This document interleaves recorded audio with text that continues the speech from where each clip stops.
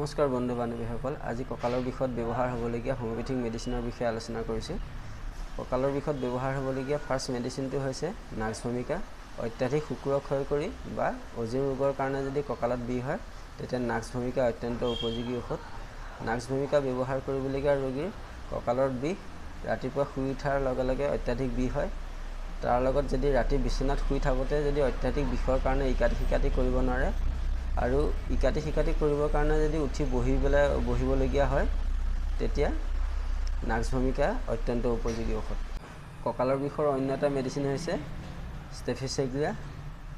স্বপ্নদোষ, অজ্ঞাতভাৱে শুক্ৰ ক্ষয় হোৱা আৰু অত্যাধিক সহবাসৰ কাৰণে যদি কঁকালত বিষ হয় তেতিয়া ষ্টেফিছেগ্ৰিয়া ব্যৱহাৰ কৰিব পৰা যায়। ষ্টেফিছেগ্ৰিয়া ব্যৱহাৰ হোৱাৰ অন্য এটা লক্ষণ হৈছে মাঝৰাতি যদি অত্যাধিক কঁকালত বিষ হয় আৰু ৰাতিপুৱা শুই উঠাৰ লগে লগে যদি কঁকালত অত্যাধিক বিষ হয় তেতিয়াও ষ্টেফিছেগ্ৰিয়া ব্যৱহাৰ কৰিব পৰা যায়। কঁকালৰ বিষৰ অন্য এটা মেডিচিন হৈছে ফেৰামেট। শৰীৰত ৰক্তহীনতাৰ কাৰণে যদি কঁকালত বিষ হয় তেতিয়া ফেৰামেট ব্যৱহাৰ কৰিব পৰা যায়। ফেৰামেট ব্যৱহাৰ কৰিবলগীয়া ৰোগীৰ বহি থাকোঁতে আৰু শুই থাকোঁতে ৰোগীৰ অত্যাধিক কঁকালৰ বিষ হয় আৰু বহাৰ পৰা উঠি বা শোৱাৰ পৰা উঠি যদি অলপ সময় খোজ কাঢ়ে তেতিয়া বিষ আৰাম পায়। যদি এই লক্ষণসমূহ থাকে তেতিয়া ফেৰামেট অত্যন্ত উপকাৰী ঔষধ। কঁকালৰ বিষৰ অন্য এটা মেডিচিন হৈছে কেলিকাৰ্ভ। দুৰ্বল লোকসকল বা বৃদ্ধ বয়সৰ লোকসকলৰ যদি কঁকালত বিষ হয় তেতিয়া কেলিকাৰ্ভ ব্যৱহাৰ কৰিব পৰা যায়। যদি কঁকালত টনা আজোৰা বিষ থাকে তেতিয়া কেলিকাৰ্ভ অত্যন্ত উপকাৰী ঔষধ। কঁকালৰ বিষৰ অন্য এটা মেডিচিন হৈছে জিংকামেট। এই ঔষধ ব্যৱহাৰ কৰিবলৈ লক্ষণটো হৈছে অত্যাধিক শুক্ৰ ক্ষয় কৰি বা মেৰুদণ্ডৰ দুৰ্বলতাৰ কাৰণে যদি অত্যাধিক কঁকালৰ বিষ হয় তেতিয়া জিংকামেট ব্যৱহাৰ কৰিব পৰা যায়। জিংকামেট ব্যৱহাৰ কৰিবলগীয়া ৰোগীৰ কঁকালৰ বিষ লাহে লাহে খোজ কাঢ়িলে কিছু আৰাম পায়। এই লক্ষণ থাকিলে জিংকামেট অত্যন্ত উপযোগী। কঁকালৰ বিষৰ অন্য এটা মেডিচিন হৈছে ব্ৰায়নে এলবা। যদি খোজ কাঢ়িলে বা ঘূৰি ফুৰিলে বা লৰাচৰ কৰিলে যদি বিষ বৃদ্ধি পায় আৰু শুই থাকিলে নিতাল মাৰি শুই থাকিলে যদি কঁকালৰ বিষ আৰাম পায় তেতিয়া ব্ৰায়নে এলবা ব্যৱহাৰ কৰিব পৰা যায়। ব্ৰায়নে এলবা ব্যৱহাৰ কৰি যদি ৰোগ সামান্য পৰিমাণে কিছু থাকি যায় তেতিয়া ছালফাৰ ব্যৱহাৰ কৰিলে ৰোগ সম্পূৰ্ণৰূপে আৰোগ্য হৈ উঠে। কঁকালৰ বিষৰ অন্য এটা মেডিচিন হৈছে ছালফাৰ।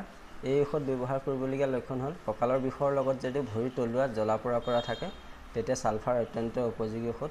যদি বহি থকা বা শুই থকাৰ পৰা উঠিবৰ কাৰণে যদি কিহবাত ভৰ দি উঠিবলগীয়া হয় তেতিয়া ছালফাৰ অত্যন্ত উপযোগী ঔষধ। কঁকালৰ বিষৰ অন্য এটা মেডিচিন হৈছে বাৰ্বাৰিছ ভালগাৰিছ। যদি পাচাবৰ ৰোগৰ কাৰণে যদি কঁকালত বিষ হয় তেতিয়া বাৰ্বাৰিছ ভালগাৰিছ অত্যন্ত ঔষধ। এনে ক্ষেত্ৰত পাচাবৰ ৰোগৰ কাৰণে যদি কঁকালত বিষ হয় তেতিয়া এচিড বেনজিক আৰু লিথিয়াম কাৰ্ব লক্ষণ অনুসাৰে ব্যৱহাৰ কৰিলে কঁকালৰ বিষ সম্পূৰ্ণৰূপে আৰোগ্য হৈ উঠে। কঁকালৰ বিষৰ অন্য এটা মেডিচিন হৈছে এস্কিলিয়াছ হিপ। যদি পাইলছ বা অৰ্শৰ কাৰণে যদি কঁকালত বিষ হয় তাৰ লগত যদি বগা চাপ আৰু গৰ্ভৰ অৱস্থাত যদি কঁকালত বিষ হয় তেতিয়া এস্কিলিয়াছ হিপ অত্যন্ত উপযোগী ঔষধ। কঁকালৰ বিষৰ অন্য এটা উপযোগী ঔষধ হৈছে মেগনেছিয়াম ফছ। এই ঔষধ ব্যৱহাৰ কৰিবলগীয়া প্ৰধান লক্ষণ হৈছে ৰোগীৰ কঁকালৰ বিষ গৰম সেক দিলে যদি আৰাম পায় তেতিয়া মেগনেছিয়াম ফছ অত্যন্ত উপযোগী ঔষধ। যদি হঠাৎ উৎপত্তি হয় আৰু হঠাৎ নাইকিয়া হয় তেতিয়াও মেগনেছিয়াম ফছ ব্যৱহাৰ কৰিব পৰা যায়। কঁকালৰ বিষৰ কাৰণে যদি ভৰিৰ আঙুলিবোৰ আৰু কলাফুলটো কোচ খোৱাৰ নিচিনা হয় বা কোচ খায় তেতিয়া মেগনেছিয়াম ফছ অত্যন্ত উপযোগী ঔষধ। কঁকালৰ বিষৰ অন্য এটা উপযোগী ঔষধ হৈছে ৰডোডেণ্ডন। যদি ডাৱৰীয়া বতৰত বা বিজুলী ঢেৰেকনি মৰা বতৰত যদি কঁকালৰ বিষ হয় আৰু যদি অন্ধকোষৰ ৰোগৰ লগত যদি কঁকালৰ বিষ হয় তেতিয়া ৰডোডেণ্ডন উপযোগী ঔষধ। কঁকালৰ বিষৰ অন্য এটা উপযোগী ঔষধ হৈছে এক্টিয়া ৰিচিমোচা। যদি জৰায়ু আৰু ডিম্বকোষৰ ৰোগৰ কাৰণে যদি কঁকালত বিষ হয় তেতিয়া এক্টিয়া ৰিচিমোচা ব্যৱহাৰ কৰিব পৰা যায়। কঁকালৰ বিষৰ অন্য এটা উপযোগী ঔষধ হৈছে ৰাষ্টক্স।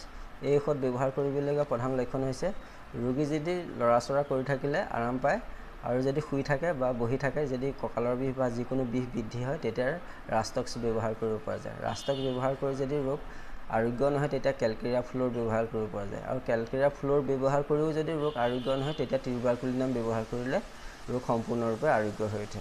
কঁকালৰ বিষৰ অন্য এটা উপযোগী ঔষধ হৈছে মেক্ৰ'টিনাম। যদি সকলো ঔষধ ব্যৱহাৰ কৰি ৰোগ আৰোগ্য নহয় তেতিয়া মেক্ৰ'টিনাম ব্যৱহাৰ কৰিব লাগে।